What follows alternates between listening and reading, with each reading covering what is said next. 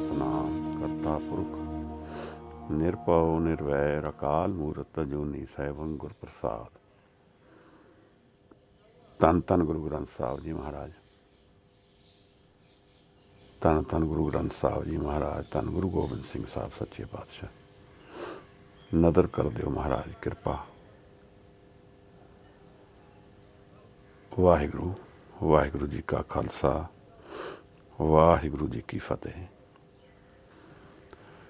ਅਸੀਂ असंख की पौड़ी की अज विचार शुरू करनी है। कोई इस पौड़ी ਨੂੰ ਅਸੀਂ पढ़ दईए एक बार, फिर ਇਹਨੂੰ विचारीए। वाहिगुरु जी।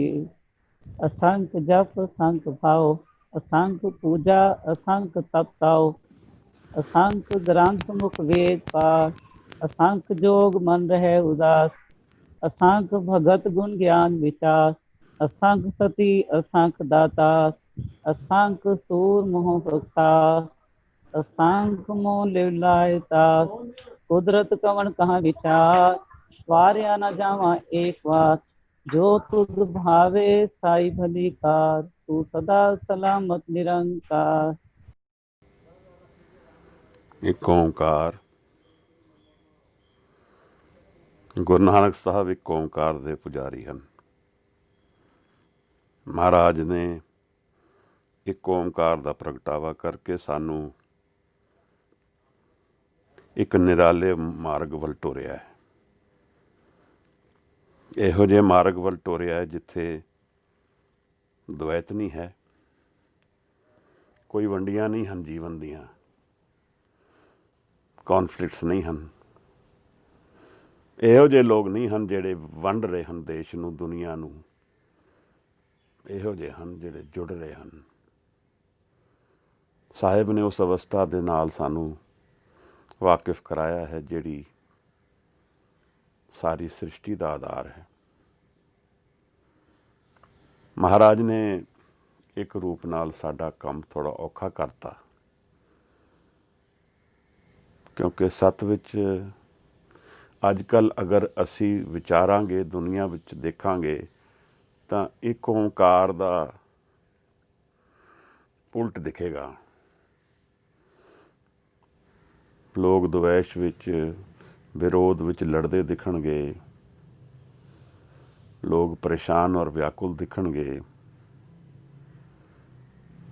ਆਪਸ ਵਿੱਚ ਵੰਡੀਆਂ ਪਾਉਣ ਵਾਲੇ ਲੋਕ ਦਿਖਣਗੇ।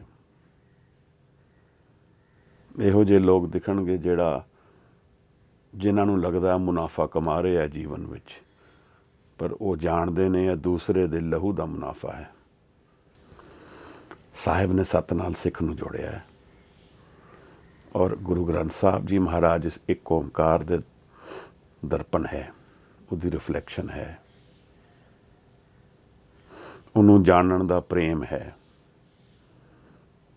ਉਸ ਇੱਕ ਓਂਕਾਰ ਨੂੰ ਸਮਰਪਣ ਸੁਰਤ ਹੈ।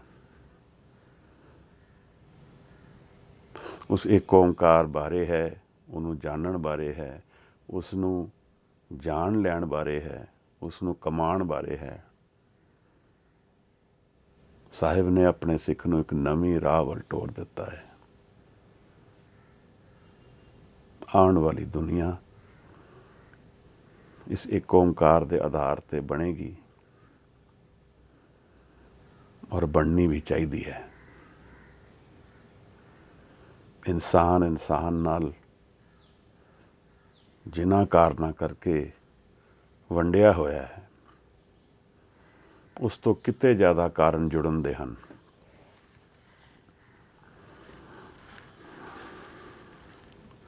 ਇਹ ਪੌੜੀਆਂ ਮਹਾਰਾਜ ਨੇ ਸਾਨੂੰ ਨਵੀਂ ਗੱਲ ਕਰਨ ਦੀ ਇੱਕ ਵਿਧੀ ਬਣਾਈ ਹੈ। ਉਸ ਦੇ ਹੁਕਮ ਦੀ ਗੱਲ ਕਰਦੇ ਨੇ ਮਹਾਰਾਜ। ਕੁਦਰਤ ਕਵਣ ਕਹਾ ਵਿਚਾਰ, ਇਹ ਸਮਝਾ ਰਹੇ ਨੇ ਕਿ ਉਹ ਵਿਚਾਰ ਤੋਂ ਪਰੇ ਹੈ। ਇੱਕ ਓਂਕਾਰ ਦਾ ਹੁਕਮ ਕੁਦਰਤ ਹੈ। ਕੁਦਰਤ ਕਵਣ ਕਹਾ ਵਿਚਾਰ। ਔਰ ਫਿਰ ਜਿਹੜਾ ਆਸ਼ਕ ਹੁੰਦਾ ਹੈ ਉਹ ਵਾਰਿਆ ਜਾਏ, ਹੋਰ ਕੀ ਕਰੇਗਾ। ਸਾਹਿਬ ਫਿਰ ਵਾਰੇ ਜਾਂਦੇ ਹਨ। ਕੀ ਗੱਲਾਂ ਕਰੀਏ, ਕੀ ਸੁਣੀਏ, ਕੀ ਦਸੀਏ। ਉਹਦੇ ਪ੍ਰੇਮ ਵਿੱਚ ਚਾਰ ਅਥਰੂ ਬਹਿ ਜਾਣ, ਉਹਦੀ ਆਸ਼ਕੀ ਵਿੱਚ ਮਨ ਆਨੰਦ ਵਿੱਚ ਹੋ ਜਾਏ। ਇਹੀ ਇੱਕ ਓਮਕਾਰ ਦਾ ਜਾਣ ਲੈਣਾ ਹੈ, ਉਹਦਾ ਆਜ਼ਾਰ ਹੈ, ਉਹਦੀ ਰਿਫਲੈਕਸ਼ਨ ਹੈ। ਜਦੋਂ ਸੁਰਤ ਕਰਕੇ ਅਸੀਂ ਜਾਣ ਲਈਏ, ਸਾਹਿਬ ਦੇ ਚਰਨਾਂ ਨਾਲ ਜੁੜ ਜਾਈਏ। ਇਹ ਚਾਰੋਂ ਪੌੜੀਆਂ ਵਿੱਚ ਮਹਾਰਾਜ ਜਦੋਂ ਆਖਰੀ ਬੰਦ ਇੱਕੋ ਜਿਹਾ ਰੱਖਦੇ ਨੇ, ਉਹ ਸਾਨੂੰ ਸਮਝਾਉਣ ਵਾਸਤੇ ਦੱਸਦੇ ਨੇ ਕਿ ਇਹ ਥਾਟ ਪ੍ਰੋਸੈਸ ਇੱਕੋ ਚੱਲ ਰਿਹਾ ਹੈ। ਕੁਦਰਤ ਕਵੜ ਕਹਾ ਵਿਚਾਰ, ਵਾਰਿਆ ਨਾ ਜਾਵਾਂ ਇੱਕ ਵਾਰ, ਜੋ ਤੁਧ ਪਾਵੇ ਸਾਈ ਭਲੀ ਕਾਰ, ਤੂੰ ਸਦਾ ਸਲਾਮਤ ਨਿਰੰਕਾਰ। ਦੇਖੋ ਮਹਾਰਾਜ ਗੱਲ ਕੀ ਹੈ, ਸੁਣਿਆ ਮੰਨਿਆ ਮਨ ਰੱਖੀਏ ਭਾਓ। ਇਹ ਸੁਣਨ ਔਰ ਮਨ ਦੀ ਗੱਲ ਔਰ ਭਾਵਨਾ ਨਾਲ ਸਾਨੂੰ ਮਹਾਰਾਜ ਨੇ ਜੋੜ ਦਿੱਤਾ ਹੈ। ਸੁਣਨ ਵਿੱਚ ਹੀ ਮੰਨਣ ਹੈ। ਜਦੋਂ ਆਪਣੇ ਮਨ ਦੀ ਨਾ ਸੁਣ ਕੇ ਅਸੀਂ ਨਿਰੰਕਾਰ ਦੀ ਸ਼ਬਦ ਦੀ ਗੱਲ ਸੁਣਦੇ ਹਾਂ, ਉਹਦੇ ਹੁਕਮ ਦੀ ਗੱਲ ਸੁਣਦੇ ਹਾਂ, ਤਾਂ ਮਨ ਦਾ ਰੰਗ ਬਦਲ ਜਾਂਦਾ ਹੈ,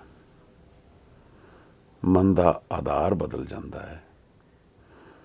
ਫਿਰ ਮੰਨਣ ਦੀ ਪੌੜੀਆਂ ਵਿੱਚ ਵਿਘਨ ਹਟ ਜਾਂਦੇ ਨੇ, ਸਟੇਬਿਲਿਟੀ ਆ ਜਾਂਦੀ ਹੈ। ਸਾਹਿਬ ਫਿਰ ਪੰਚ ਦੇ ਦਰਸ਼ਨ ਕਰਾ ਕੇ ਸਾਨੂੰ ਕੁਦਰਤ ਬਾਰੇ ਕੱਲ੍ਹ ਦੀ ਪੌੜੀ ਵਿੱਚ ਕੁਝ ਦੱਸ ਰਹੇ ਸਨ ਕਿ ਧਰਮ, ਦਇਆ ਔਰ ਸੰਤੋਖ ਸਿੱਖ ਨੇ ਸੰਭਾਲਣਾ ਹੈ। ਜਦੋਂ ਅਸੀਂ ਧਰਮ, ਦਇਆ ਔਰ ਸੰਤੋਖ ਨੂੰ ਸੰਭਾਲਾਂਗੇ ਤਾਂ ਇੱਕ ਓਮਕਾਰ ਨੂੰ ਕਮਾਵਾਂਗੇ। ਇਸ ਦੁਨੀਆ ਵਿੱਚ ਇੱਕ ਓਮਕਾਰ ਨੂੰ ਜਾਣ ਲਵਾਂਗੇ, ਉਹਦੇ ਐਕਸਪੀਰੀਅੰਸ ਵੱਲ ਟੁਰ ਪਵਾਂਗੇ। ਇਸ ਤਰ੍ਹਾਂ ਤਾਂ ਦੇਖਿਆ ਜਾਏ ਤਾਂ ਇੱਕ ਧੋਖਾ ਹੀ ਹੈ, ਕਿਉਂਕਿ ਉਸ ਨੂੰ ਅਸੀਂ ਨਹੀਂ ਮਿਲ ਪਾਉਂਦੇ। ਜਾਂ ਉਹ ਹੋਏਗਾ ਜਾਂ ਅਸੀਂ ਹੋਵਾਂਗੇ। ਹਉਮੈ ਉਹਨੂੰ ਨਹੀਂ ਮਿਲ ਪਾਉਂਦੀ। ਤਾਂ ਇਹ ਜਿਹੜੀ ਖੇਡ ਸਾਹਿਬ ਨੇ ਸਾਨੂੰ ਦੱਸੀ ਹੈ ਕੱਲ੍ਹ, ਉਹ ਪਹਿਲੀ ਪੌੜੀ ਹੈ। ਔਰ ਅਖੀਰਲੀ ਪੌੜੀ ਵਿੱਚ ਸਾਹਿਬ ਪ੍ਰਗਟ ਕਰਨਗੇ ਕਿ ਇਸ ਕੁਦਰਤ ਦੇ ਹੁਕਮ ਦਾ ਕੁੰਜੀ ਕੀ ਹੈ, ਇਹਦੀ ਚਾਬੀ ਕੀ ਹੈ। ਪਹਿਲੇ ਤੁਸੀਂ ਜਾਣ ਲਵੋ ਕਿ ਕੁਦਰਤ ਦੇ ਜੋ ਭਾਵ ਨੇ ਉਹਨਾਂ ਵਿੱਚ ਕੀ ਵਿਚਾਰ ਉੱਠਦੇ ਨੇ ਸਾਹਿਬ ਦੇ ਮਨ 'ਚੋਂ, ਕਿਹੜੇ ਦਰਸ਼ਨ ਉੱਠਦੇ ਨੇ। ਔਰ ਵਾਰੇ ਜਾਂਦੇ ਨੇ ਸਾਹਿਬ। ਫਿਰ ਹਜ਼ੂਰ ਕਹਿੰਦੇ ਨੇ ਹੋਰ ਕੋਈ ਚਾਰਾ ਨਹੀਂ ਹੈ। ਉਸ ਨੂੰ ਜਾਣ ਲੈਣਾ, ਪੂਰੀ ਤਰ੍ਹਾਂ ਉਹਨੂੰ ਡਿਸਕਰਾਈਬ ਕਰ ਦੇਣਾ, ਪੂਰੀ ਤਰ੍ਹਾਂ ਉਹਨੂੰ ਨੋਨ ਐਲੀਮੈਂਟ ਵਿੱਚ ਲੈ ਆਉਣਾ ਇੰਪੋਸੀਬਲ ਹੈ। ਬਸ ਇਸ਼ਾਰਤਨ ਉਹਦੀ ਗੱਲ ਕਰ ਸਕਦੇ ਹਾਂ। ਕੁਝ ਉਹਦੇ ਹੁਕਮਾਂ ਦੀ ਗੱਲ ਪ੍ਰਗਟ ਰੂਪ ਵਿੱਚ ਕਰ ਸਕਦੇ ਹਾਂ ਕਿ ਕਿਹੜੀ ਚੀਜ਼ ਕਿਹੜੀ ਕੁਆਲਿਟੀਜ਼ ਉਹਦੇ ਆਲੇ ਦੁਆਲੇ ਹਨ। ਯਾਨੀ ਕਿਹੜੀ ਕੁਆਲਿਟੀਜ਼ ਨੂੰ ਮੈਂ ਕਮਾ ਲਵਾਂ ਤਾਂ ਉਹਦੇ ਨੇੜੇ ਹੋ ਸਕਦਾ ਹਾਂ। ਮੈਂ ਉਸ ਨੂੰ ਨਹੀਂ ਜਾਣਦਾ, ਨਾ ਉਹਨੂੰ ਦੇਖ ਸਕਦਾ ਹਾਂ, ਪਰ ਉਹਦੇ ਨਾਮ ਨੂੰ ਜਾਣਦਾ ਹਾਂ, ਉਹਦੇ ਨਾਮ ਵਿੱਚ ਲੀਨ ਹੋ ਸਕਦਾ ਹਾਂ। ਇਹ ਉਸ ਨੂੰ ਜਾਣਨ ਦੀ ਵਿਧੀਆਂ ਨੇ। ਔਰ ਨਾਲ ਨਾਲ ਉਹਦੇ ਲੱਛਣ ਵੀ ਸਾਹਿਬ ਦੱਸਦੇ ਨੇ। ਇਹ ਭਲੀ ਕਾਰ ਕੀ ਹੈ, ਕਿਹੜੀ ਕਾਰ ਭਲੀ ਹੈ, ਔਰ ਕੀ ਉਹਦਾ ਇਹ ਹੁਕਮ ਕੀ ਹੈ ਇਸ ਬਾਰੇ।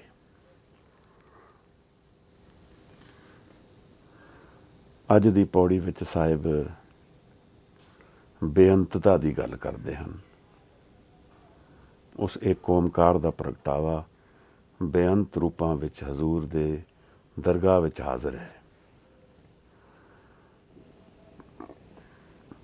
ਬੇਅੰਤ ਕਾਰਨ ਕੀ ਹੈ? ਮੈਨੂੰ ਲੱਗਦਾ ਸਾਹਿਬ ਸਾਨੂੰ ਜਿਵੇਂ ਸ਼ੁਰੂ 'ਚ ਕੁਛ ਮਹੀਨੇ ਪਹਿਲੇ ਇੱਕ ਵੀਰ ਨੇ ਕਿਹਾ ਸੀ ਕਿ ਸਾਰੇ ਸਿੱਖ ਬਣਨਗੇ। ਇਹ ਭਾਵ ਕਿੱਥੋਂ ਉੱਠਦਾ ਹੈ? ਇਹ ਭਾਵ ਇੱਥੋਂ ਉੱਠਦਾ ਹੈ ਕਿ ਜੋ ਮੈਂ ਫੋਲੋ ਕਰ ਰਿਹਾ ਉਹ ਸੁਪੀਰੀਅਰ ਹੈ। ਇਸ ਨੂੰ ਸੁਪਰਮਿਸਟ ਰਿਲੀਜਨ ਕਹਿੰਦੇ। ਜਿਵੇਂ ਇਸਲਾਮ ਮਤ ਕਹਿੰਦਾ ਹੈ ਮੇਰੇ ਤੋਂ ਉੱਤੇ ਕੋਈ ਨਹੀਂ ਹੈ। ਇੱਕ ਇਨਟੋਲਰੈਂਸ, ਉਹਦੇ 'ਚ ਇੱਕ ਇਨਟੋਲਰੈਂਸ ਹੈ, ਇੱਕ ਅਨਐਕਸੈਪਟੈਂਸ ਹੈ ਕਿ ਦੂਜੇ ਦਾ ਵਿਊ, ਦੂਜੇ ਦੀ ਥਾਟ ਇਨਫੀਰੀਅਰ ਹੈ। ਇਸ ਤਰ੍ਹਾਂ ਮੈਨੂੰ ਲੱਗਦਾ ਹੈ ਜਿਹੜੇ ਧਰਮਾਂ ਨੇ ਜਬਰ ਔਰ ਜ਼ਬਰਦਸਤੀ ਨਾਲ ਕਨਵਰਜਨ ਕੀਤੇ ਦੁਨੀਆ 'ਚ, ਇਸਲਾਮ ਮਤ ਹੈ, ਈਸਾਈ ਮਤ ਹੈ, ਦੋਨਾਂ ਨੇ ਤਲਵਾਰ ਦੇ ਜ਼ਰੀਏ ਆਪਣਾ ਫੈਲਾਇਆ ਹੈ। ਇਹਦਾ ਮਤਲਬ ਉਹਨਾਂ ਦੀ ਜੋ ਥਾਟ ਪ੍ਰੋਸੈਸ ਹੈ ਜਾਂ ਜੋ ਉਹਨਾਂ ਦੀ, for lack of a better word, philosophy वरत लईए, मैं तो कहांगा दर्शन एक एप्ट वर्ड है कि जो उन्हों का दर्शन है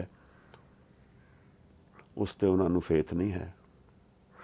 हो सकता है उन्होंने ना फेथ होए जिन्होंने तलवार चक्की होए, पर हू आर वी टू जज। पर साहिब ने अपने सिख नूं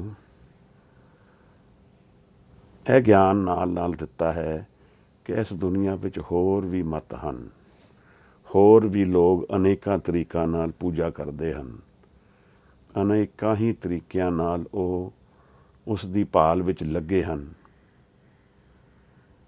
और उसनूं उन्होंने जज नहीं किया है।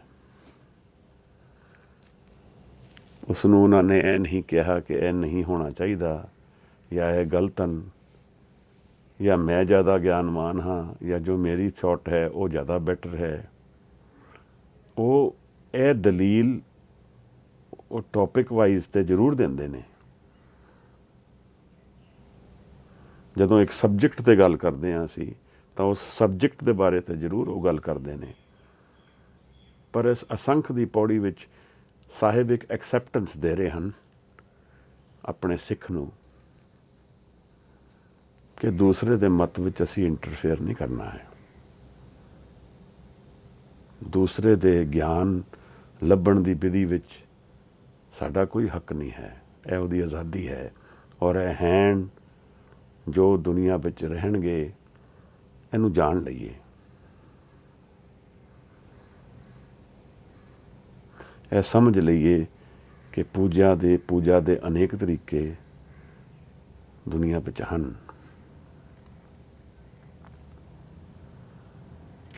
यह कुदरत की गल भी निराली है। साहिब ने आसा दी वार विच भी एक पौड़ी पूरी कुदरत ते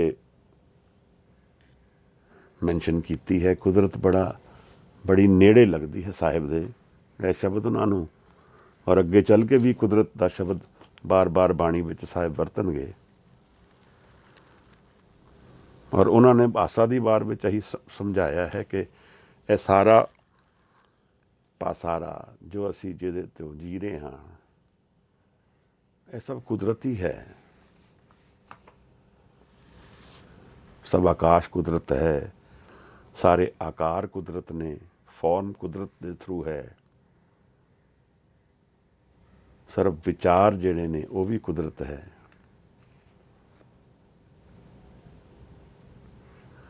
जितना खाना पीना सोशल नॉर्म्स चल रहे हैं कुदरत तो सवारे ने। साहिब अपने सिख नूं ज्ञान दे रहे हैं, या कोई ना सुनना चाहे वो दस रहे हैं कि इस तरह है। कौन जिहड़ा किहड़ा एटीट्यूड एक्सैप्टेड है किहड़ा नहीं एक्सैप्टेड, इहदे ते गुरु साहब ने पूरा अपना व्यू दिता है, यह दसिया है, सानू समझाया है।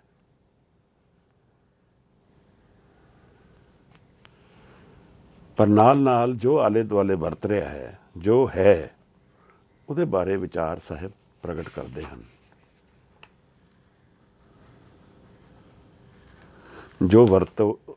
जो वर्तन विच है ਉਸ ਨੂੰ ਆਸਾ ਦੀ ਵਾਰ ਵਿੱਚ ਵੀ ਸਾਹਿਬ ਕਹਿ ਰਹੇ, ਵਰਤੋ ਤਾਕੋ ਤਾਕ, ਵਰਤੇ ਤਾਕੋ ਤਾਕ। ਜੋ ਕੁਦਰਤ ਵਰਤ ਰਹੀ ਹੈ,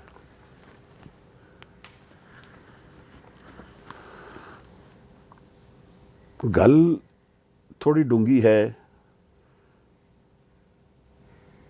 ਔਰ ਇਹ ਚੌਥੀ ਪਦ ਵਿੱਚ ਜਾ ਕੇ ਸਾਹਿਬ ਅੰਤਤଃ ਸਾਨੂੰ ਇਹਦੀ ਚਾਬੀ ਦੇ ਦੇਣਗੇ ਕਿ ਇਹ ਸਾਰੀ ਕੁਦਰਤ ਦੀ ਚਾਬੀ ਕੀ ਹੈ। ਇਹ ਜਿਹੜਾ ਹੁਕਮ ਵਰਤ ਰਿਹਾ ਹੈ, ਇਹਦੀ ਫਾਊਂਡੇਸ਼ਨ ਤੇ ਇਹਨੂੰ ਜਾਣਨ ਦੀ ਵਿਧੀ ਕੀ ਹੈ। ਇਹ ਸਭ ਆਧਾਰ ਇਸ ਚੀਜ਼ ਦਾ ਸਭ ਦਾ ਕੀ ਚੱਲਦਾ ਹੈ।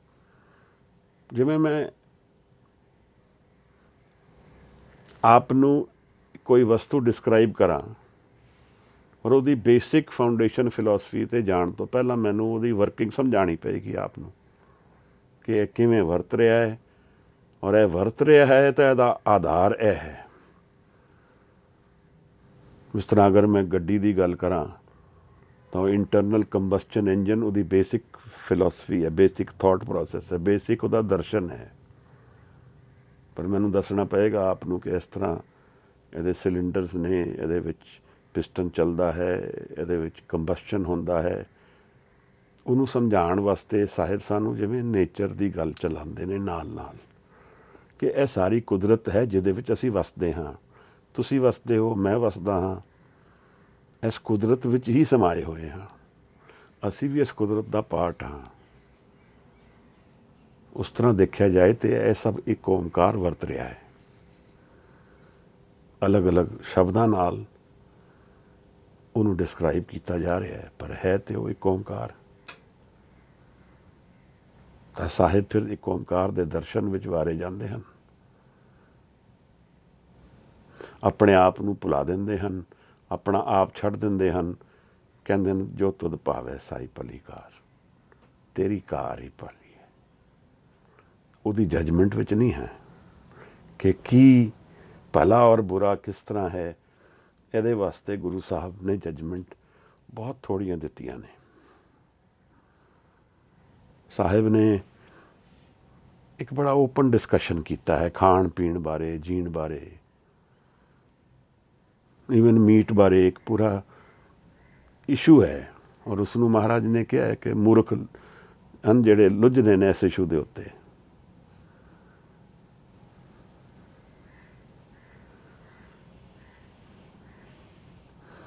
ਹੁਣ ਇਹ ਬਾ ਦਫਾ ਸਾਡੇ ਜੀਵਨ ਵਿੱਚ ਹੁੰਦਾ ਹੈ ਕਿ ਅਸੀਂ ਸਬਜੈਕਟ ਦੇ ਉੱਤੇ ਕਿਸੇ ਸਬਜੈਕਟ ਨੂੰ ਵਿਵਾਦ ਬਣਾ ਕੇ ਅਸੀਂ ਵਿਵਾਦ 'ਤੇ ਰੁਕ ਕੇ ਖੜੋ ਜਾਂਦੇ ਹਾਂ। ਉਸ ਵਿਵਾਦ ਵਿੱਚ ਹੀ ਆਪਣਾ ਸਮਾਂ, ਸ਼ਕਤੀ ਔਰ ਐਨਰਜੀ ਪੂਰੀ ਲਗਾ ਦਿੰਦੇ ਹਾਂ। ਤਾਂ ਜੀਵਨ ਹੀ ਵਿਵਾਦ ਬਣ ਜਾਂਦਾ, ਇੱਕ ਇਸ਼ੂ ਤੋਂ ਦੂਸਰੇ ਤੇ, ਦੂਸਰੇ ਤੇ ਤੀਸਰੇ ਤੇ, ਇੱਕ ਰੀਜ਼ਨ ਟੂ ਕੌਨਫਲਿਕਟ।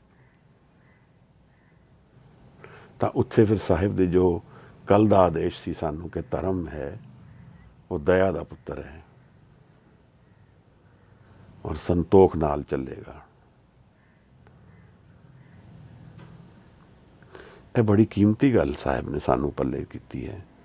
ਅਸੀਂ ਇਹਨੂੰ ਟੈਸਟ ਕਰ ਸਕਦੇ ਹਾਂ ਬਾ-ਦਫਾ ਆਪਣੇ ਉੱਪਰ ਵੀ, ਆਪਣੇ ਸੁਰਤ ਵਿੱਚ ਵੀ, ਆਪਣੀ ਇਕਾਗਰਤਾ ਵਿੱਚ ਵੀ। ਮਨ ਨੂੰ ਰੰਗਣਾ ਹੈ ਸ਼ਬਦ ਨਾਲ। ਸ਼ਬਦ ਦੇ ਵਿੱਚ ਇਕਾਗਰ ਸੁਰਤ ਦੀ ਹਜ਼ੂਰੀ ਰਹੇਗੀ ਤਾਂ ਸ਼ਬਦ ਦਾ ਰੰਗ, ਸ਼ਬਦ ਆਪਣੀ ਕਲਾ ਵਰਤਾਏਗਾ। ਅਗਰ ਇਸ ਤਰ੍ਹਾਂ ਦੇਖਿਆ ਜਾਏ ਤਾਂ ਗੁਰੂ ਨਾਨਕ ਸਾਹਿਬ ਕੋਲ ਇੱਕ ਚਮਤਕਾਰ ਹੈ, ਉਹ ਗੁਰਸ਼ਬਦ ਹੈ। ਉਹ ਗੁਰਸ਼ਬਦ ਇੱਕ ਸੈਲੀਬ੍ਰੇਸ਼ਨ ਹੈ, ਜੀਵਨ ਨੂੰ ਜਿੱਤਣ ਦੀ ਵਿਧੀ ਹੈ, ਆਪਣੇ ਆਪ ਨੂੰ ਬਦਲਣ ਦੇ ਰਸਤੇ ਨੇ, ਆਪਣੇ ਆਪ ਨੂੰ ਜਾਣਨ ਦੇ ਰਸਤੇ ਨੇ। ਅੱਜ ਭਟਕ ਰਹੀ ਦੁਨੀਆ, ਕੋਈ ਗੁਰੂ ਬਣੀ ਫਿਰਦਾ ਹੈ, ਕੋਈ ਗੁਰੂ ਬਣੀ ਫਿਰਦਾ ਹੈ। ਬਹਿਸ ਚੱਲਦੀ ਹੈ ਜੀ।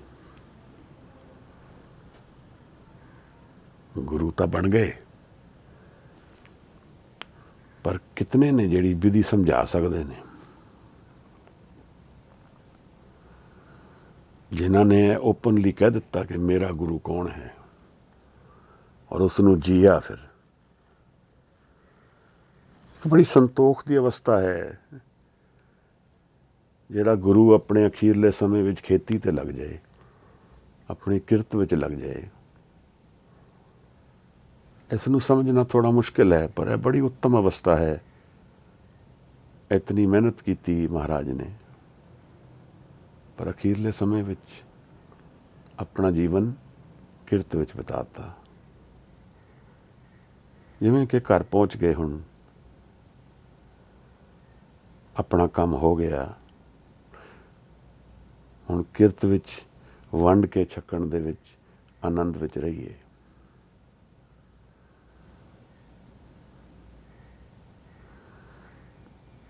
ਤਾਂ ਜਪਜੀ ਸਾਹਿਬ ਇਸ ਤਰ੍ਹਾਂ ਦੇਖਿਆ ਜਾਏ ਮਹਾਰਾਜ ਦੇ ਆਪਣੇ, ਜੇ ਉਹ ਵਿਚਾਰੀਏ ਤਾਂ ਉਹਨਾਂ ਦੀ ਆਪਣੀ ਹੱਥੋਂ ਦੀ ਪੋਥੀ ਹੈ ਜਿਹਦੇ ਤੋਂ ਇਹ ਦਰਸ਼ਨ ਆ ਰਹੇ ਹਨ। ਸਾਹਿਬ ਕਿਤੇ ਸ਼ਾਮ ਨੂੰ ਬੈਠ ਕੇ ਲਿਖਦੇ ਹੋਣਗੇ, ਅੱਜ ਕੋ ਵਿਚਾਰ ਆਈ, ਉਹਨੂੰ ਨੋਟ ਕਰ ਲਈਏ, ਕਿਉਂਕਿ ਉਹ ਆਈ ਬਾਦਫਾ ਜਿਹੜੀ ਸੁਰਤ ਵਿੱਚ ਆ ਰਹੀ ਹੈ, ਉਹਦੇ ਵਿੱਚ ਮੈਮਰੀ ਵੀ ਨਹੀਂ ਰਹਿੰਦੀ, ਕਿਉਂਕਿ ਇੰਨੀ ਉੱਚੀ ਉਡਾਰੀ ਹੈ, ਉਹਦੇ 'ਚ ਆਨੰਦ ਵਿੱਚ ਹੀ ਰੰਗ ਇੰਨਾ ਜ਼ਬਰ ਦਾ ਹੁੰਦਾ ਹੋਵੇਗਾ। ਤਾਂ ਸ਼ਾਮ ਨੂੰ ਮਹਾਰਾਜ ਲਿਖਦੇ ਹੋਣਗੇ ਆਪਣੀ ਪੋਥੀ ਵਿੱਚ,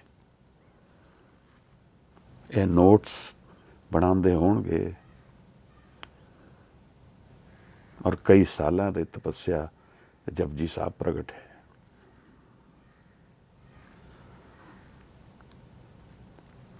ਕਿਉਂ? ਇੱਕ ਓਂਕਾਰ ਤੋਂ ਸ਼ਬਦ ਆਏ ਹਨ, ਉਸ ਦੇ ਦਰਸ਼ਨ ਵਿੱਚ ਸਾਹਿਬ ਪ੍ਰੇਮ ਨਾਲ ਭਰੇ ਹਨ, ਉਹਨੂੰ ਗਵਾਚ ਨਹੀਂ ਦੇਣ ਦਿੰਦੇ। ਇੱਕ ਉਹਦੀ ਗੱਲ ਵੀ ਕਰਦੇ ਚੱਲਣਾ ਹੈ।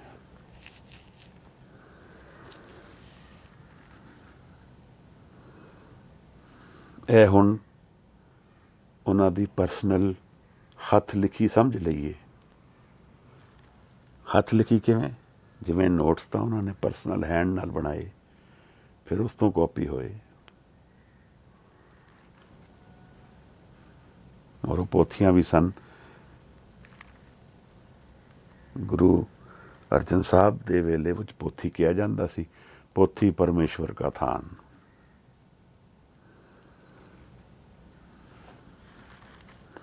ਇਹਨਾਂ ਗੁਰੂਆਂ ਨੇ ਸ਼ਬਦ ਦੀ ਕਮਾਈ ਵੀ ਕੀਤੀ ਹੈ, ਸ਼ਬਦ ਦਾ ਪ੍ਰਗਟਾਵਾ ਵੀ ਕੀਤਾ ਹੈ।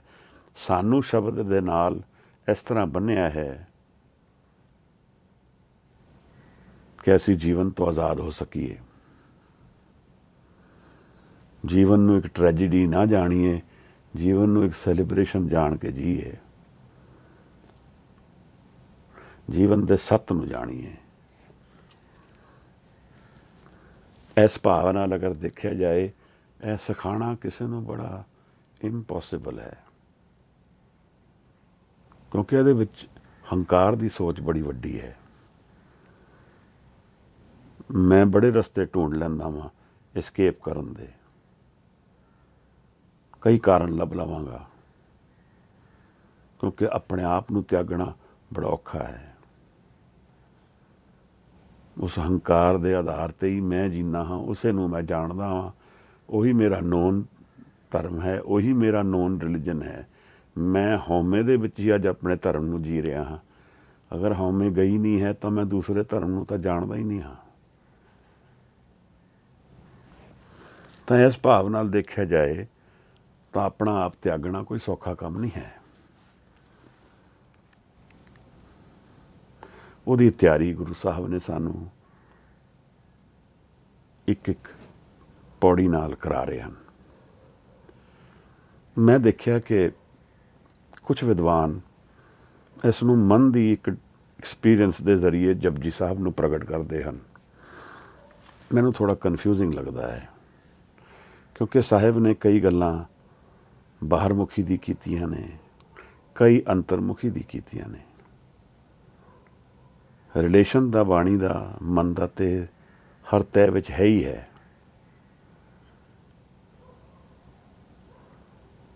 ਪਰ ਜਿਸ ਤਰ੍ਹਾਂ ਹੁਣ ਕੱਲ੍ਹ ਦੀ ਪੌੜੀ ਆਏਗੀ, ਉਹਦੇ ਵਿੱਚ ਉਸ ਨੈਗੇਟਿਵ ਇਨਫਲੂਐਂਸ ਦੀ ਗੱਲ ਸਾਹਿਬ ਕਰਨਗੇ ਜਿਹੜੀ ਦੁਨੀਆ ਵਿੱਚ ਹਾਜ਼ਰ ਹੈ। ਤਾਂ ਮੈਂ ਅੱਜ ਦੇ ਐਕਸਪੀਰੀਅੰਸ ਤੋਂ ਬਾਅਦ ਨੈਗੇਟਿਵ ਕਿਵੇਂ ਹੋ ਜਾਵਾਂਗਾ ਅਗਰ ਮਨ ਦਾ ਹੀ ਮੇਰਾ ਪੜਾਅ ਚੱਲਣਾ ਹੈ। ਤਾਂ ਇਹ ਸਾਹਿਬ ਨੇ ਜੋ ਪ੍ਰਗਟ ਕੀਤਾ ਹੈ, ਕੁਦਰਤ ਦੀ ਗੱਲ ਕੀਤੀ ਹੈ, ਇਹਦੇ ਵਿੱਚ ਪੋਜ਼ੀਟਿਵ ਨੈਗੇਟਿਵ ਦੋਨੋਂ ਨੇ। ਪਰ ਜਿਹੜੀ ਆਖਰੀ ਪੌੜੀ ਹੈ ਉਹ ਟਰਾਂਸੈਂਡੈਂਸ ਪੌੜੀ ਹੈ, ਇਹਦੇ ਬਿਯੋਂਡ ਜਾਣ ਦੀ ਵਿਧੀ ਹੈ।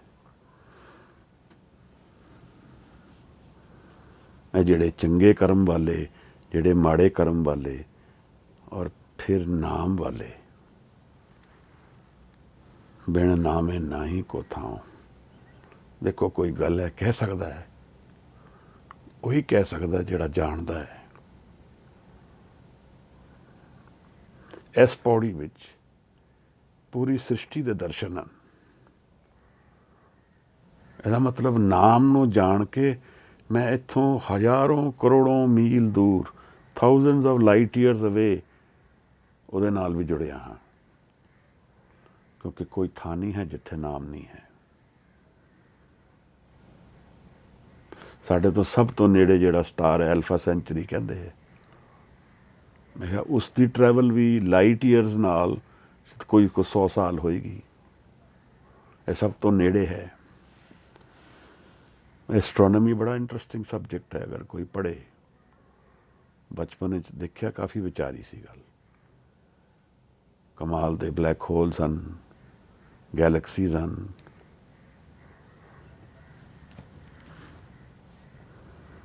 ਕੁਆਜ਼ਰ ਸਟਾਰਸ ਹਨ ਜਿਹੜੇ ਦੇਖੇ ਨਹੀਂ ਜਾਂਦੇ, ਜਿਨ੍ਹਾਂ 'ਚ ਸਿਰਫ ਮੈਗਨੈਟਿਕ ਪਲਸ ਆਉਂਦੀ ਹੈ। ਸਿਰਫ ਸੁਣ ਸਕਦੇ ਉਹਨਾਂ ਨੂੰ, ਉਹ ਹੈਣ ਕਿ ਉਹ ਦੇਖੇ ਨਹੀਂ ਜਾਂਦੇ।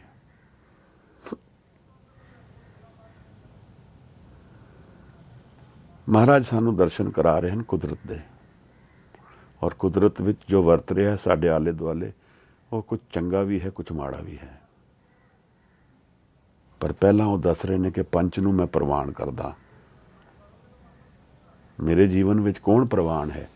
ਅਸੀਂ ਪੁੱਛਾਂਗੇ, ਸਾਹਿਬ ਤੁਸੀਂ ਕਈ ਗੱਲਾਂ ਕਰ ਦਿੱਤੀਆਂ, ਮੇਰਾ ਫੋਕਸ ਕੀ ਹੋਣਾ ਚਾਹੀਦਾ ਹੈ? ਤਾਂ ਮਹਾਰਾਜ ਨੇ ਪਹਿਲੇ ਸਾਨੂੰ ਫੋਕਸ ਦੇ ਦਿੱਤਾ, ਪੰਚ ਹੈ ਜੋ ਪ੍ਰਵਾਨ ਹੈ। ਦਰਗਾਹ ਦੀ ਗੱਲ ਕਰ ਦਿੱਤੀ, ਸਮਝਾਇਆ ਸਾਨੂੰ ਜਿਵੇਂ ਟਾਰਗੇਟ ਸਾਡਾ ਇਹ ਹੈ।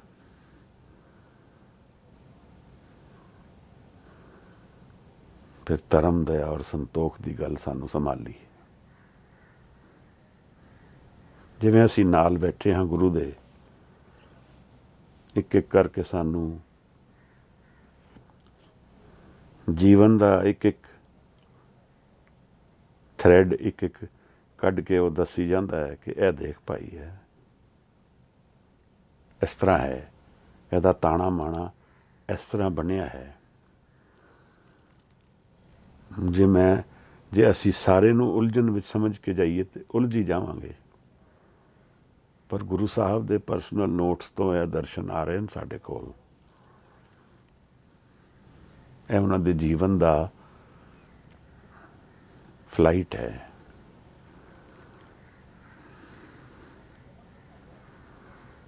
ਮੈਂ ਆਪ ਨੂੰ ਕੱਲ੍ਹ ਵੀ ਕਿਹਾ ਸੀ ਕਿ ਕਈ ਵਾਰ ਇਉਂ ਲੱਗਦਾ ਹੈ ਕਿ ਕਈ ਵਾਰ ਇਹਨੂੰ ਵਿਚਾਰੀਏ, ਔਰ ਕਈ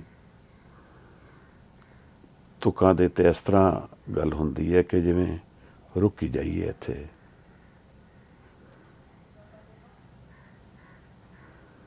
ਅੱਜ ਜਦੋਂ ਮੈਂ ਅੱਗੇ ਦੀ ਪੌੜੀ ਪੜ੍ਹੀ, ਮੈਨੂੰ ਉੱਥੋਂ ਸਮਝ ਆ ਰਹੀ ਕਿ ਵੀ ਇਹ ਕੁਛ ਫਲੋ ਕੁਛ ਹੋਰ ਹੈ। ਇਹ ਸਿਰਫ ਇੱਕ ਪੌੜੀ ਦੀ ਗੱਲ, ਇਹ ਸਭ ਕਨੈਕਟਡ ਚੱਲ ਰਹੀਆਂ ਚਾਰੋਂ। ਔਰ ਕੱਲ੍ਹ ਉਹਨਾਂ ਦੀ ਗੱਲ ਕੀਤੀ ਜੋ ਲੈਸ ਫੋਰਚੂਨੇਟ ਦੁਨੀਆ ਦੇ ਹਨ, ਜੋ ਨੈਗੇਟਿਵ ਇਨਫਲੂਐਂਸ ਵਿੱਚ ਚੱਲ ਰਹੇ ਹਨ। ਫਿਰ ਨਾਲ ਆਪਣੇ ਆਪ ਨੂੰ ਨੀਚ ਵੀ ਕਹਿ ਦਿੱਤਾ। ਕਿਧਰੇ ਇਹ ਨਾ ਰਹੇ ਕਿ ਮੈਂ ਸੁਪੀਰੀਅਰ ਹਾਂ।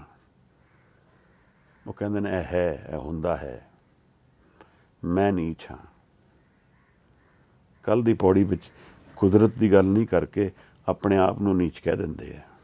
ਨਾਨਕ ਨੀਚ ਕਹੇ ਵਿਚਾਰ।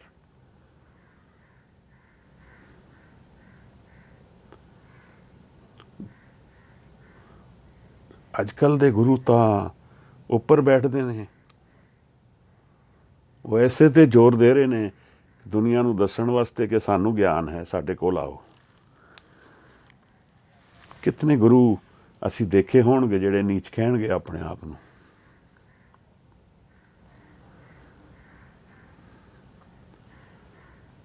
ਇੱਥੇ ਸਿਰ ਝੁਕਦਾ ਹੈ,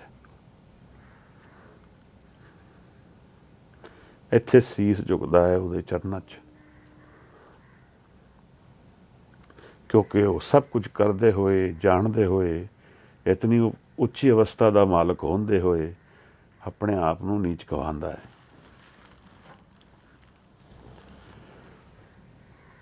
ਇਹ ਨਹੀਂ ਕਹਿਣਾ ਚਾਹੁੰਦਾ ਕਿ ਇਹ ਜਿਨ੍ਹਾਂ ਲੋਕਾਂ ਦੀ ਮੈਂ ਗੱਲ ਕਰਦਾ ਵਾਂ ਇਹਨਾਂ ਤੋਂ ਮੈਂ ਉੱਪਰ ਹਾਂ, ਇਹ ਨਾ ਕਿਧਰੇ ਲੱਗ ਜਾਏ, ਇਹ ਮੈਸੇਜ ਨਾ ਕਿਧਰੇ ਚਲਾ ਜਾਏ।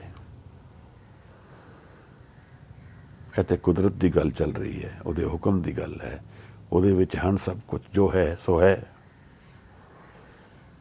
ਪਰ ਉਹਦਾ ਨਾ ਤੇ ਮੈਂ ਜੱਜ ਹਾਂ ਔਰ ਨਾ ਹੀ ਮੈਂ ਆਪਣੇ ਆਪ ਨੂੰ ਉਸ ਤੋਂ ਸੁਪੀਰੀਅਰ ਗਿਣਦਾ। ਜਦ ਮੇਰਾ ਗੁਰੂ ਹੀ ਨਹੀਂ ਗਿਣਦਾ ਤੇ ਮੈਂ ਕਿਵੇਂ? ਪਰ ਇਹ ਵੀ ਵਿਧੀ ਉਹਦੇ ਕੋਲ ਹੀ ਹੈ। ਕਿਵੇਂ ਆਪਣੇ ਆਪ ਨੂੰ ਨੀਚ ਕਹਾ ਦਿੰਦਾ ਹੈ, ਆਪਣੇ ਆਪ ਨੂੰ ਝੁਕਾ ਦਿੰਦਾ ਹੈ, ਆਪਣੇ ਮਨ ਨੂੰ ਨੀਵਾ ਕਰ ਲੈਂਦਾ ਹੈ, ਇਹ ਵੀ ਚਮਤਕਾਰ ਗੁਰੂ ਨਾਨਕ ਦੇ ਕਰਦਾ ਹੈ।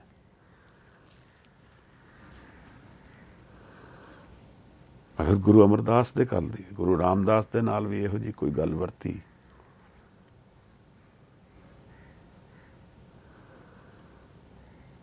ਗੱਲ ਕੀ ਹੈ ਕਿ ਨਾਮ ਦੇ ਰੰਗ ਵਿੱਚ ਸਾਨੂੰ ਵੱਖ-ਵੱਖ ਦਰਸ਼ਨ ਮਿਲਦੇ ਹਨ ਔਰ ਜਦੋਂ ਹਜ਼ੂਰ ਇੱਕ ਓਂਕਾਰ ਦੀ ਗੱਲ ਨੂੰ ਫੈਲਾਉਂਦੇ ਹਨ, ਖੋਲ੍ਹਦੇ ਹਨ, ਤਾਂ ਸਾਨੂੰ ਸਮਝਾ ਰਹੇ ਹਨ ਇਸ ਤਰੀਕੇ ਨਾਲ ਕਿ ਨਾਮ ਦੇ ਤੋਂ ਇੰਸਪਾਇਰ ਹੋ ਕੇ ਜੋ ਨੇਚਰ ਬਣਨਾ ਚਾਹੀਦਾ ਉਹੀ ਬਣੇ। ਉਹਦੇ ਵਿੱਚ ਇੱਕ ਬੜਾ ਵੱਡਾ ਫੈਕਟਰ ਟੋਲਰੈਂਸ ਦਾ ਹੈ। ਦੂਸਰੇ ਨੂੰ ਫਰੀਡਮ ਦੇਣਾ ਹੈ।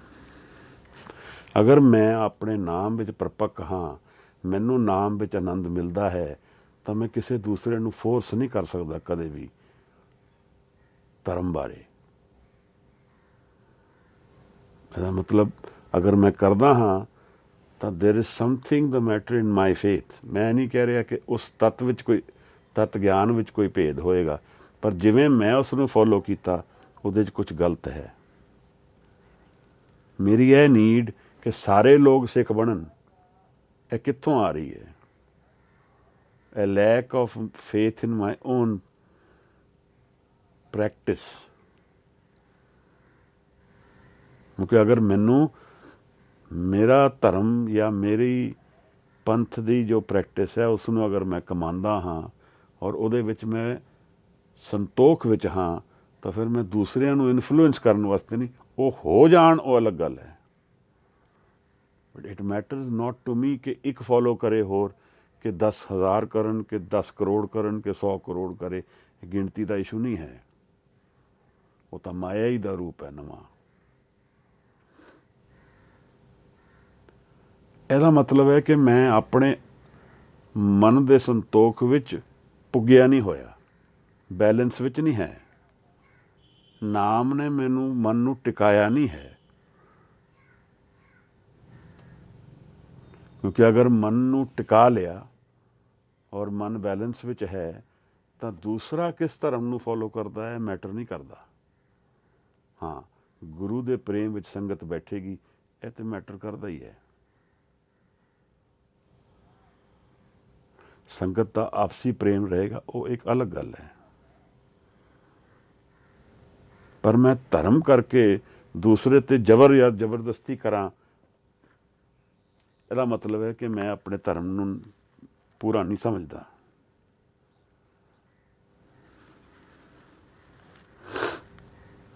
ਇਹਦਾ ਮਤਲਬ ਇਹ ਹੈ ਕਿ ਮੈਂ ਆਪ ਹੀ ਡਾਊਟ ਕਰਦਾ ਵਾਂ।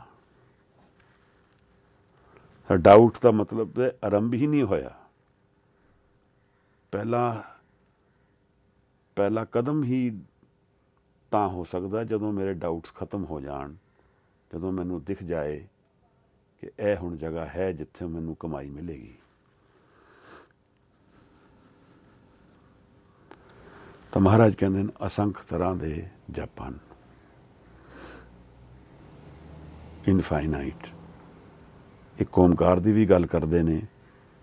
ਹੁਣ ਇੱਕ ਓਮਕਾਰ ਦੇ ਦਰਸ਼ਨ ਇਨਫਾਈਨਾਈਟ ਵਿੱਚ ਸਾਨੂੰ ਕਰਾ ਰਹੇ ਹਨ, ਉਸ ਇੱਕ ਦੇ ਦਰਸ਼ਨ ਅਣਗਿਣਤ ਵਿੱਚ ਕਰਾ ਰਹੇ ਹਨ।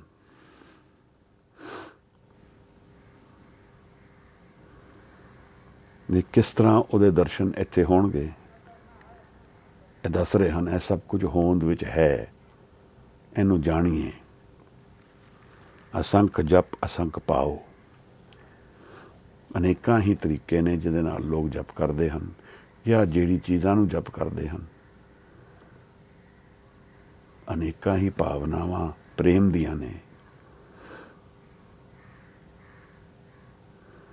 ਇਹਨੂੰ ਇੱਕ ਇੱਕ ਨੂੰ ਖੋਲੀਏ ਤਾਂ ਸ਼ਾਇਦ ਬੜਾ ਲੰਬਾ ਕਹਾਣੀ ਹੋ ਜਾਏ। ਹਰ ਜਣੇ ਨੇ ਆਪਣਾ ਸ਼ਬਦ ਬਣਾਇਆ ਜਾਪ ਦਾ। ਕਿੱਥੇ ਰਾਮ ਸ਼ਬਦ ਗਿਣਿਆ ਜਾਂਦਾ, ਕਿੱਥੇ ਹਰੀ ਕੋਈ ਗਿਣ ਲੈਂਦਾ, ਕੋਈ ਕਹਿੰਦਾ ਮੈਂ ਮੰਤਰ ਫੁੱਕਦਾ ਵਾਂ। ਸਾਹਿਬ ਕਹਿੰਦੇ ਜੋ ਵੀ ਹੈ ਇਸ ਵਿੱਚ ਆ ਗਿਆ ਸਭ ਕੁਛ। ਇਹ ਜਿਹੜਾ ਅਸੰਖ ਜਪ ਹੈ, ਇਹ ਹੈ, ਇਹ ਲੋਕ ਕਰਦੇ ਨੇ। ਠੀਕ ਹੈ, ਗਲਤ ਹੈ, ਸਹੀ ਹੈ, ਇਹਦੀ ਜਜਮੈਂਟ ਨਹੀਂ ਹੈ। ਅਸੰਖ ਜਪ ਕਰਦੇ ਨੇ ਲੋਕ। ਕਈ ਲੋਕ ਨੇ ਜੋ ਜਪ ਕਰਦੇ ਨੇ, ਕਈ ਤਰੀਕਿਆਂ ਨਾਲ ਕਰਦੇ ਨੇ। ਇਹ ਇੱਕ ਓਮਕਾਰ ਦੇ ਦਰਸ਼ਨ ਨੇ ਇਸ ਅਸੰਖ ਵਿੱਚ।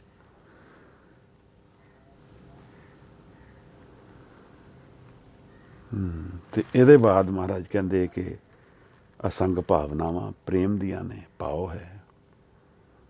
ਅਨੇਕਾਂ ਹੀ ਅਸੰਖ ਭਾਵਨਾ ਰੱਖਦੇ ਹਨ, ਅਨੇਕਾਂ ਹੀ ਭਾਵਨਾ ਦੇ ਤਰੀਕੇ ਹਨ।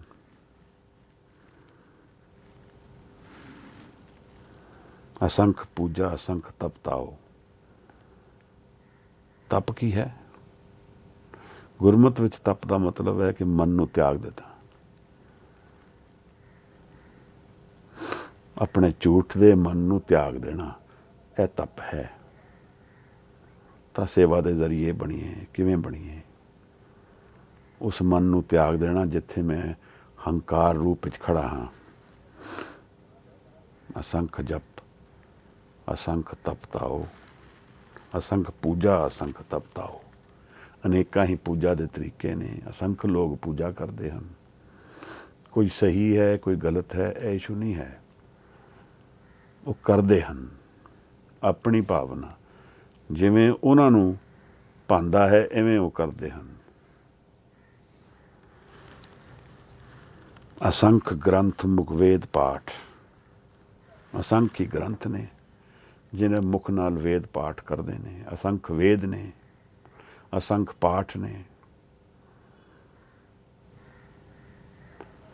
ਇਹ ਸਭ ਇੱਕ ਤਰ੍ਹਾਂ ਦੇਖਿਆ ਜਾਏ ਤੇ ਸੀਕਿੰਗ ਦੀ ਡਿਫਰੈਂਟ ਫੇਜ਼ਿਸ ਹਨ।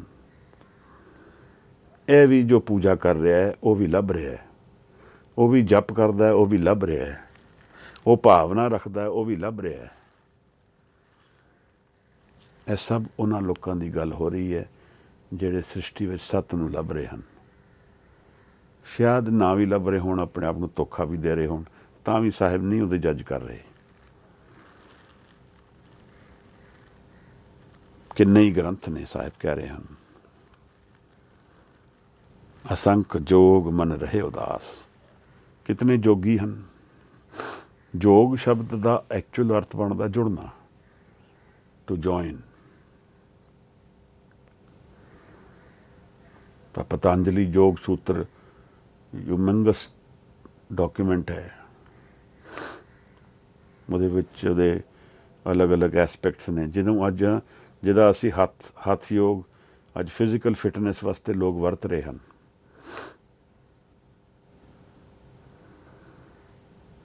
ਤਾਂ ਮਹਾਰਾਜ ਕਹਿੰਦੇ ਨੇ ਅਸੰਖ ਹੀ ਯੋਗ ਨੇ, ਜੁੜਨ ਦੀ ਵਿਧੀਆਂ ਨੇ।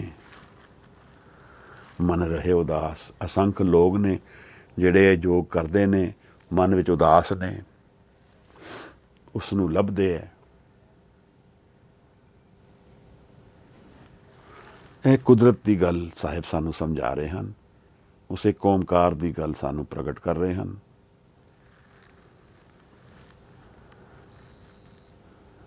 ਅਸੰਖ ਭਗਤ ਗੁਣ ਗਿਆਨ ਵਿਚਾਰ। ਅਸੰਖ ਹੀ ਭਗਤ ਨੇ ਉਹਦੇ। ਜਿਹੜੇ ਉਹਦੇ ਗੁਣਾਂ ਨੂੰ ਵਿਚਾਰਦੇ ਨੇ, ਉਹਦੇ ਗੁਣਾਂ ਨੂੰ ਵਿਚਾਰਦੇ ਨੇ, ਉਸ 'ਤੇ ਡਿਸਕਸ਼ਨਸ ਚੱਲਦੇ ਨੇ। ਇਹ ਤਾਂ ਅਸੀਂ ਦੇਖ ਹੀ ਰਹੇ ਹਾਂ ਅੱਜ ਕੱਲ੍ਹ। ਇੱਥੇ ਵਾਧਾ ਹੀ ਹੈ, ਘਾਟਾ ਤਾਂ ਹੈ ਨਹੀਂ।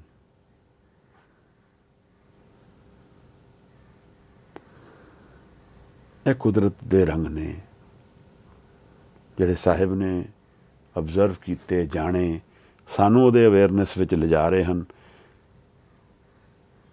ਇਵੇਂ ਜਿਵੇਂ ਸਾਨੂੰ ਕੁਝ ਸਮਝ ਆਏ ਕਿ these are and they should not disturb us.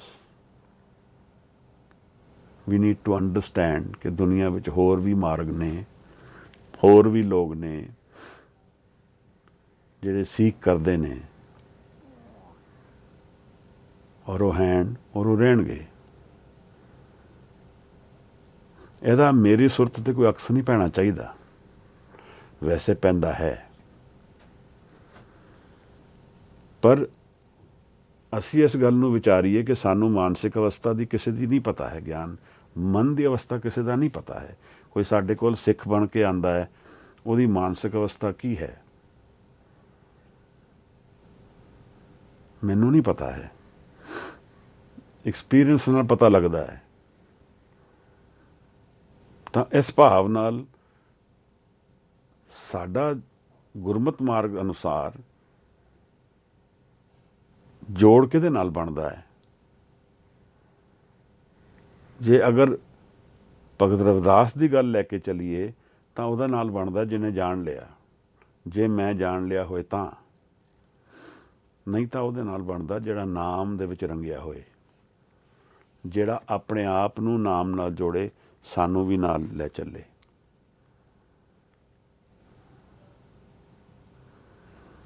ਇਸ ਤਰ੍ਹਾਂ ਦਾ ਸੰਗਤ ਸਾਨੂੰ ਲੱਭਣੀ ਹੈ। ਇਹ ਫਿਰ ਉੱਥੋਂ ਹੀ ਆਏਗੀ। ਧਰਮ, ਦਇਆ ਔਰ ਸੰਤੋਖ ਦੇ ਕਸੌਟੀ ਤੋਂ ਅਸੀਂ ਪਰਖਦੇ ਰਹਾਂਗੇ ਤੇ ਸਾਨੂੰ ਲੱਭਦੀ ਰਹੇਗੀ। ਹੋਰ ਅਸੀਂ ਕਿਸੇ ਕਸੌਟੀ 'ਤੇ ਵਿਛਾਵਾਂਗੇ, ਸ਼ਾਇਦ ਉਹ ਨਾ ਬੈਠ ਸਕੇ, ਜਾਂ ਇਸ ਨੂੰ ਅਸੀਂ ਨਾਮ ਦੇ ਆਧਾਰ 'ਤੇ ਲੈ ਲਈਏ ਤਾਂ ਤਿੰਨੋਂ ਚੀਜ਼ਾਂ ਵਿੱਚ ਆ ਜਾਣਗੀਆਂ, ਸੰਤੋਖ ਵੀ, ਦਇਆ ਵੀ ਤੇ ਧਰਮ ਵੀ। ਔਰ ਉਹ ਅਖੀਰਲੀ ਪੌੜੀ 'ਚ ਸਾਹਿਬ ਦਰਸ਼ਨ ਕਰਾ ਦੇਣਗੇ ਸਾਨੂੰ। ਸਾਨੂੰ ਉੱਥੇ ਹੀ ਲਿਜਾ ਰਹੇ ਹਨ। ਤਾਂ ਇਸ ਭਾਵ ਨਾਲ ਇਹਨਾਂ ਦੀ ਜਿਹੜੀ ਆਖਰੀ ਬੰਦ ਹੈ, ਇਹ ਇਸ ਚੀਜ਼ ਦਾ ਪ੍ਰਗਟਾਵਾ ਹੈ ਕਿ ਥੋਟ ਪ੍ਰੋਸੈਸ ਇਹਨਾਂ ਚਾਰਾਂ ਪੌੜੀਆਂ ਦੀ ਇੱਕੋ ਹੀ ਹੈ। ਇਹ ਕੁਦਰਤ ਦੇ ਵੱਲ ਹੀ ਜਾ ਰਹੇ ਹਨ, ਔਰ ਕੁਦਰਤ ਦੀ ਫਾਊਂਡੇਸ਼ਨ ਕੀ ਹੈ, ਉਸ ਦੇ ਵੱਲ ਜਾ ਰਹੇ ਹਨ। ਤਾਂ ਇਹ ਹੁਣ ਇੱਥੇ ਅਸੰਖ ਭਗਤ ਗੁਣ ਗਿਆਨ ਵਿਚਾਰ, ਅਸੰਖ ਸਤੀ ਅਸੰਖ ਦਾਤਾਰ। ਅਸੰਖ ਦੇਣ ਵਾਲੇ ਨੇ, ਜਿਨ੍ਹਾਂ ਦਿੰਦੇ ਹਨ ਅਸਲ ਵਿੱਚ, ਕਈ ਝੂਠੇ ਵੀ ਦਿੰਦੇ ਨੇ, ਨਾਲ ਨਾਲ ਆਪਣਾ ਹਿਸਾਬ ਵੀ ਲੈ ਲੈਂਦੇ। ਸਹਿਸਾ ਗੁਣਾ, ਕਈ ਗੁਣਾ ਮੰਗਦੇ ਨੇ ਵਾਪਸ, ਔਰ ਨਾਲ ਸੋਭਾ ਵੀ ਕਰੋ ਮੇਰੀ।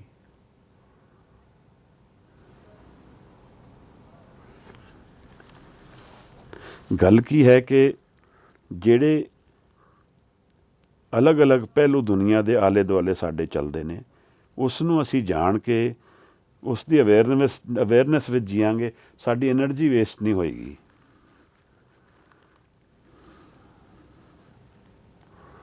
ਸਾਨੂੰ ਇਹ ਸਮਝ ਆਏਗੀ ਕਿ ਕਿਵੇਂ ਜੀਵਨ ਚੱਲ ਰਿਹਾ ਹੈ।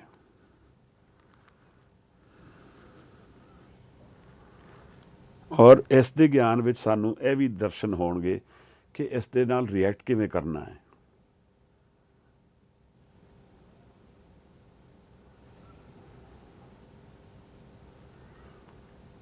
ਇਹਨੂੰ ਹੁਣ ਕੀ ਪੱਖ ਸਮਝ ਆਏ ਸਾਨੂੰ ਇਸ ਪੂਜਾ ਬਾਰੇ, ਇਹ ਦੁਨੀਆ ਦੀ ਸ੍ਰਿਸ਼ਟੀ ਵਿੱਚ ਸਪਿਰਿਚੁਅਲਿਟੀ ਦੀ ਸੀਕਿੰਗ ਬਾਰੇ।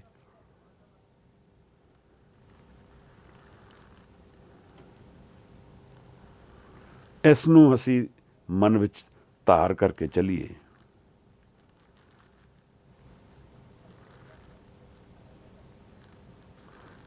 ਕਿਉਂਕਿ ਇਹ ਜਾਣ ਲੈਣਾ ਵੀ ਜ਼ਰੂਰੀ ਹੈ ਕਿ ਜੋ ਧਰਮ ਦੇ ਮਾਰਗ ਵਿੱਚ ਦੂਸਰੇ ਲੋਕ ਚੱਲਦੇ ਨੇ, ਉਹ ਹੈਣ, ਉਹ ਸਾਨੂੰ ਸਾਡੇ ਸਰਕਲ ਨੂੰ ਡਿਸਟਰਬ ਨਹੀਂ ਕਰਦੇ, ਇਨਫਲੂਐਂਸ ਨਹੀਂ ਆਉਂਦਾ। ਇਸ ਇੱਕ ਓਮਕਾਰ ਦੇ ਵਿੱਚ ਇਹ ਅਸੰਖ ਦੇ ਦਰਸ਼ਨ ਵੀ ਹਨ। ਇਹਦੇ ਵਿੱਚ ਇਹ ਜ਼ਰੂਰੀ ਨਹੀਂ ਹੈ ਕਿ ਸਭ ਦੁਨੀਆ ਸਿੱਖ ਬਣੇਗੀ ਤਾਂ ਮੈਂ ਸਿੱਖ ਨੂੰ ਜਾਣਾਂਗਾ, ਤਾਂ ਮੈਂ ਸਿੱਖੀ ਨੂੰ ਜਾਣਾਂਗਾ, ਤਾਂ ਸਿੱਖੀ ਸੁਪੀਰੀਅਰ ਹੋਏਗੀ। ਇਹ ਕੋਈ ਗਿਣਤੀ ਦੀ ਰੇਸ ਨਹੀਂ ਹੈ।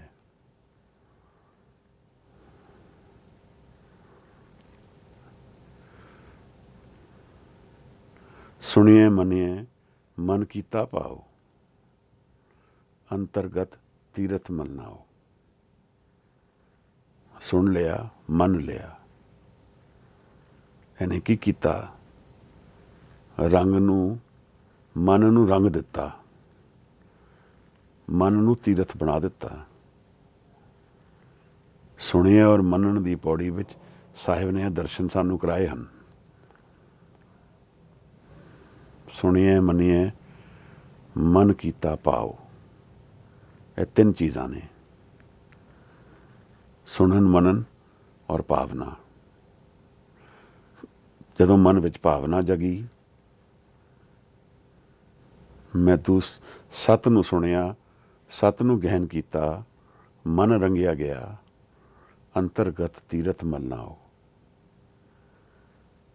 ਮਨ ਸ਼ੁੱਧ ਹੋ ਗਿਆ। ਦਰਅਸਲ ਤੇ ਮਨ ਦੀ ਟਰਾਂਸਫਰਮੇਸ਼ਨ ਦਾ ਹੀ ਫਾਊਂਡੇਸ਼ਨ ਹੈ ਧਰਮ। ਅਗਰ ਮਨ ਨਾ ਟਰਾਂਸਫਾਰਮ ਹੋਇਆ ਤਾਂ ਫਿਰ ਕਿਸ ਤਰ੍ਹਾਂ ਧਰਮ ਕਮਾਵਾਂਗੇ? ਆਪ ਇਸ ਨੂੰ ਵਿਚਾਰੋ ਕਿ ਜਦੋਂ ਅਸੀਂ ਸ਼ੁਰੂ ਕੀਤੀ ਹੈ ਗੱਲ, ਕਿਤਨੇ ਦਿਨ ਤੋਂ ਮਨ ਦੇ ਵਿੱਚ ਕਿਸ ਤਰ੍ਹਾਂ ਲਹਿਰਾਂ ਚੱਲਦੀਆਂ ਹਨ। ਅਗਰ ਮਨ ਕੁਝ ਸ਼ਾਂਤ ਹੁੰਦਾ ਹੈ, ਕੁਝ ਖੇੜੇ ਵਿੱਚ ਆਉਂਦਾ ਹੈ, ਤਾਂ ਕੁਝ ਬਣ ਰਹੀ ਹੈ ਗੱਲ। ਇਹਨੂੰ ਅੱਗੇ ਲਿਜਾਣਾ ਹੈ। ਐਸੇ ਕਰਕੇ ਤੇ ਅਸੀਂ ਬੈਠਦੇ ਹਾਂ।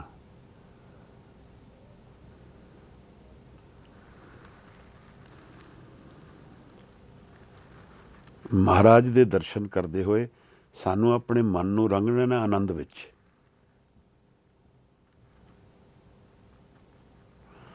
ਪਿਆਰ ਵਿੱਚ।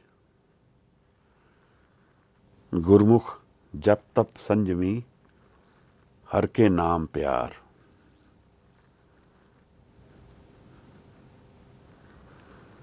ਜਪ ਔਰ ਤਪ ਦਾ ਸੰਜਮ ਪ੍ਰੇਮ ਹੈ। ਐਸੇ ਨੂੰ ਅਸੀਂ ਅੱਗੇ ਲੈ ਕੇ ਚੱਲਣਾ ਹੈ।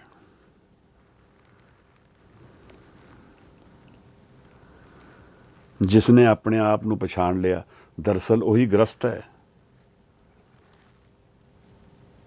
ਉਹੀ ਗ੍ਰਸਤੀ ਕਮਾ ਸਕਦਾ ਹੈ ਦੁਨੀਆ ਵਿੱਚ।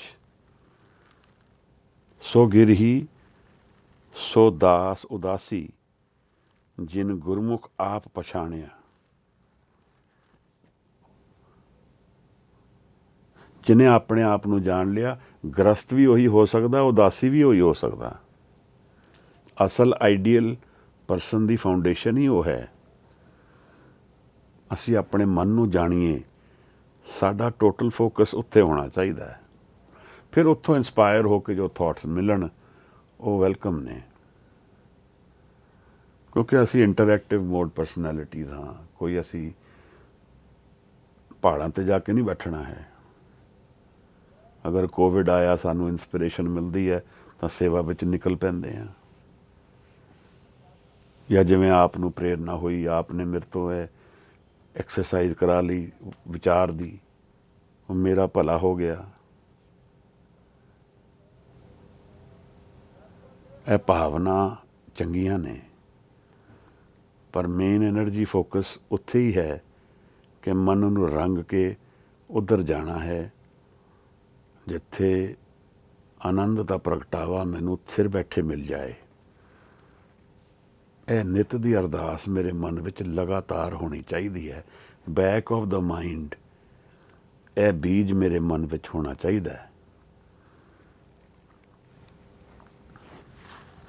ਤਾਂ ਅਸੀਂ ਗੁਰੂ ਨਾਨਕ ਸਾਹਿਬ ਦੇ ਆਦੇਸ਼ ਅਨੁਸਾਰ ਚੱਲਦੇ ਪਏ ਹਾਂ।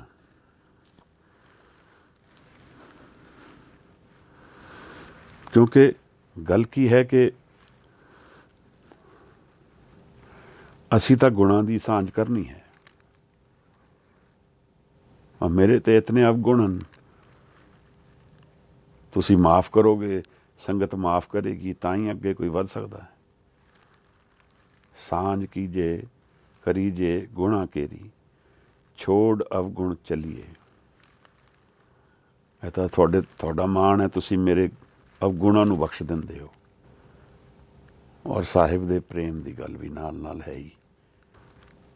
ਦੇਖੋ, ਇਹ ਭੁੱਖ ਜਿਹੜੀ ਜਗੇ, ਜਦੋਂ ਸੱਤ ਦੀ ਭੁੱਖ ਜਗ ਜੇ ਤਾਂ ਅੱਧਾ ਕੰਮ ਹੋ ਗਿਆ, ਜ਼ਿਆਦਾ ਹੀ ਹੋ ਗਿਆ ਅੱਧੇ ਤੋਂ ਹੀ, ਕਿਉਂਕਿ ਫਿਰ ਜਵਾਬ ਆ ਜਾਏਗਾ। ਜਦੋਂ ਪ੍ਰਸ਼ਨ ਆ ਗਿਆ ਫਿਰ ਜਵਾਬ ਆਉਣ 'ਚ ਦੇਰੀ ਨਹੀਂ ਹੈ। ਇਹ ਕੁਦਰਤ ਦੀ ਖੇਡ ਹੀ ਇਸ ਤਰ੍ਹਾਂ ਦੀ ਹੈ। ਤਾਂ ਅਸੀਂ ਜਦੋਂ ਸਾਹਿਬ ਦੀ ਹੁਣ ਇਸ ਬਾਣੀ ਨੂੰ ਵਿਚਾਰਦੇ ਹਾਂ ਤਾਂ ਉਹ ਕਿੱਥੇ ਲਿਜਾ ਰਹੇ ਨੇ ਸਾਨੂੰ, ਇਹ ਸਾਨੂੰ ਅੱਗੇ ਜਾ ਕੇ ਸਮਝ ਆਏਗੀ। ਪਰ ਅੱਜ ਉਹ ਸਾਨੂੰ ਕੁਦਰਤ ਦੀ ਗੱਲ ਕਰ ਰਹੇ ਨੇ। ਇਹ ਗੱਲ ਕਰ ਰਹੇ ਨੇ ਜਿਹੜੀ ਗੁਰੂ ਪ੍ਰਸਾਦ ਦੇ ਰੂਪ ਵਿੱਚ ਸਾਨੂੰ ਇੱਕ ਓਂਕਾਰ ਦੇ ਦਰਸ਼ਨ ਵਿੱਚ ਪ੍ਰਗਟ ਹੋ ਰਹੀ ਹੈ।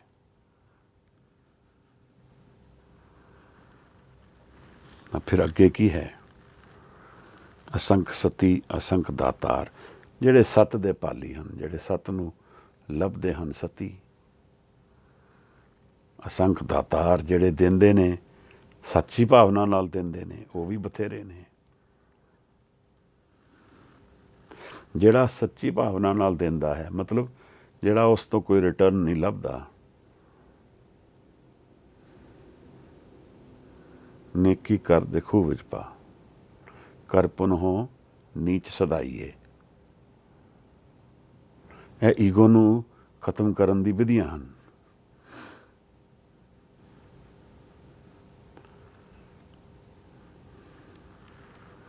ਦੇਣਾ ਔਰ ਬਿਨਾਂ ਕੁਛ ਵਾਪਸੀ ਦੀ ਉਮੀਦ ਰੱਖੇ, ਇਹ ਹੰਕਾਰ ਘਟਾਉਂਦਾ ਹੈ।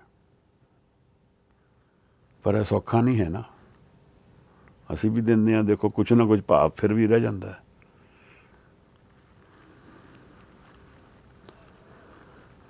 ਅਸੰਖ ਸੂਰਮੋ ਪਕਸਾਰ, ਅਸੰਖ ਸੂਰਮੇ ਨੇ ਕਹਿ ਰਹੇ ਨੇ ਮਹਾਰਾਜ, ਜਿਹੜੇ ਮੂੰਹ 'ਤੇ ਚੋਟਾਂ ਵੀ ਖਾ ਲੈਂਦੇ ਨੇ, ਫੇਸ ਕਰਦੇ ਨੇ, ਪਿੱਠ ਨਹੀਂ ਦਿਖਾਉਂਦੇ ਹਨ। ਸੂਰਮੇ ਉਹੀ ਨੇ।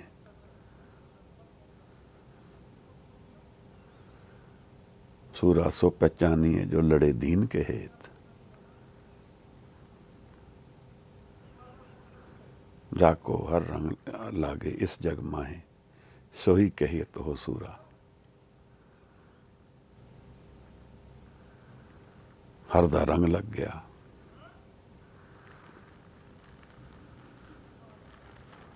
फिर साहिब अखीर विच उन्हीं पौड़ियां विच आ जाते हैं। कुदरत कवन कहा विचार, की विचार करिए महाराज। ये अनेकां दे दर्शन एक दे ही हैं। उस एक दे दर्शन अनेक दे रूप विच हन। कुदरत कवन कहा विचार, वारिया ना जावा एक बार। वो तो कहते ने मैं एक बार भी नहीं वारिया जा सकता। इत्थे किस तरह की फ्लाइट है जिथे सतोरी आ गई है, जिथे उहदे आनंद विच हुण मन खेड़े विच उतर आया है, उहदे रंग दा नाप नहीं रह गया कुछ भी। हुण कोई हिसाब की कोई गल नहीं रह गई, उस तो बड़ी दूर की कहानी चली गई है। उन्होंने जानना ही नहीं पॉसिबल है। यही मेरे वास्ते एक सतोरी हो गई। बारिया ना जावा एक बार, जो तुद पावे साई भलीकार। भलीकार तो वही है जो उन्होंने पा जाए। उन्होंने की पांदा है? आपी ने आप साजियो, आपी ने रचियो नाओ।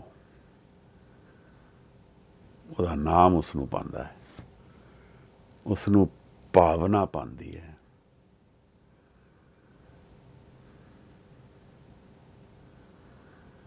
ਇਹ ਕੀ ਹੈ? ਜੋ ਤੁਧ ਪਾਵੇ ਸਾਈ ਭਲੀਕਾਰ, ਤੂੰ ਸਦਾ ਸਲਾਮਤ ਨਿਰੰਕਾਰ। ਤੂੰ ਹੀ ਹੈ, ਮੈਂ ਨਹੀਂ ਹਾਂ।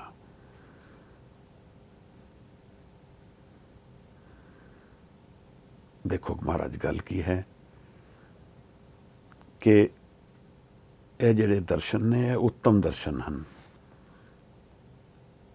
ਇਹ ਤੁਰੀਆ ਦੀ ਗੱਲ ਚੱਲਦੀ ਹੈ, ਜਿੱਥੇ ਮਨ ਦੇ ਉਸ ਅਵਸਥਾ ਵਿੱਚ ਮਹਾਰਾਜ ਪਹੁੰਚ ਗਏ ਜਿੱਥੇ ਮੈਂ ਹੈ ਹੀ ਨਹੀਂ, ਈਗੋ ਹੈ ਨਹੀਂ। तू ही सदा सलामत है, तू ही सत है, तू ही है, मैं नहीं, किछ हों नहीं, किछ आहे ना मोरा।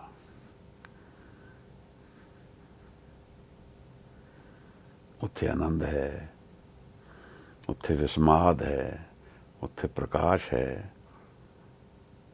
उत्थे एकाग्र मन है, एक ध्यान है।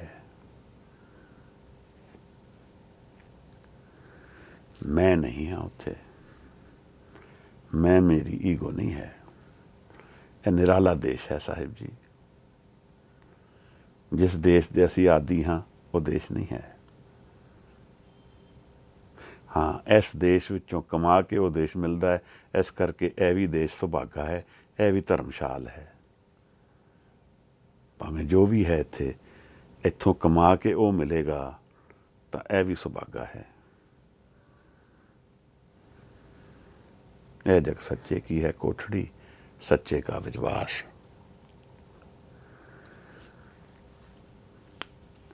साहिब दे अज असंख दे दर्शन विच मन आस करदे हां कुछ खेड़े विच आया होए, गुरु नानक साहब नाल फिर मिल बैठिए, फिर उन्हां दी गल करिए, फिर उन्हां नूं जानण दी तांग विच निकलीए। यह अरदास मन विच है। आप चों कोई प्रश्न पूछना चाहो, कुछ बोलना चाहो, कुछ दसना चाहो, कुछ ज्ञान वंडना चाहो, भुलां चुकां दी क्षमा देना महाराज। धन्नवाद।